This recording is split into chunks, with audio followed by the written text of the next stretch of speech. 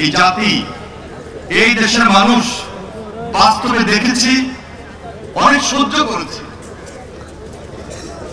অনেকে পাশ থেকে গুম হয়েছে, খুনের শিকার হয়েছে, শহীদ হয়েছে। আল্লাহ তাআলার হুকুমে আমরা হয়তোবা জীবনে বেঁচে আছি। অনেকে আহত, নির্যাতিত।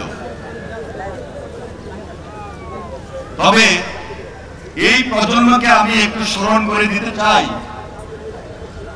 বিশেষ করে ছাত্র গণ আন্দোলনে বিগত বছরগুলোতে যারা নেতৃত্ব দিয়েছেন,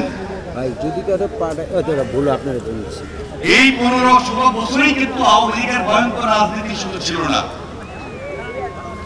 স্বাধীনতার পরে 72-75 এই যে ধারাবাহিক দিনগুলো ছিল, তখনও তারা ফ্যাসিবাদী শাসক ছিল। আমি ব্যক্তিগতভাবে বলতে পারি যে আমি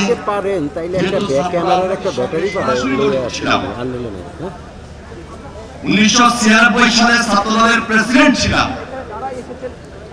তখনও এই শাসকের, এই হাসিনা, এই ফ্যাসিবাদের ভয়ঙ্কর রূপ তখন দেখেছি। এদের কিন্তু কখনো জনমিত্রী ছিল না, গণমিত্রী ছিল না। এরা জনশত্রু, গণশত্রুতে পরিণত হয়েছিল। কিন্তু কিভাবে টিকেছিল? পার্শ্ববর্তী দেশের সচিবরা যদি, পার্শ্ববর্তী দেশের সরকার যদি এদেরকে সরাসরি মদত না দিত, বাংলাদেশে তাদের নেতৃত্ব দেওয়ার কোন সুযোগ ছিল না।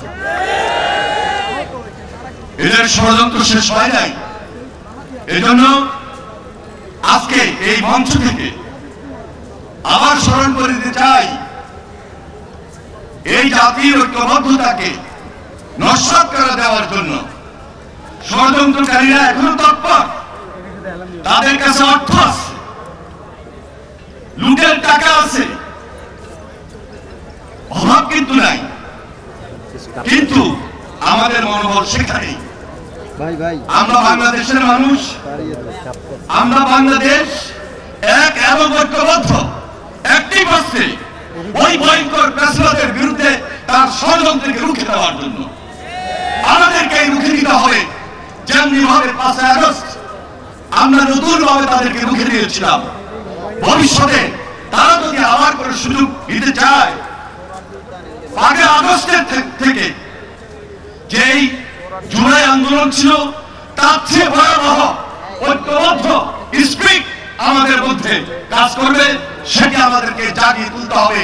আমাদের আন্দোলন সংগ্রামের ফসল হিসেবে ঐক্যবদ্ধ এই মঞ্চের মাধ্যমে, ঐক্যবদ্ধ বাংলাদেশের মধ্য দিয়ে আমার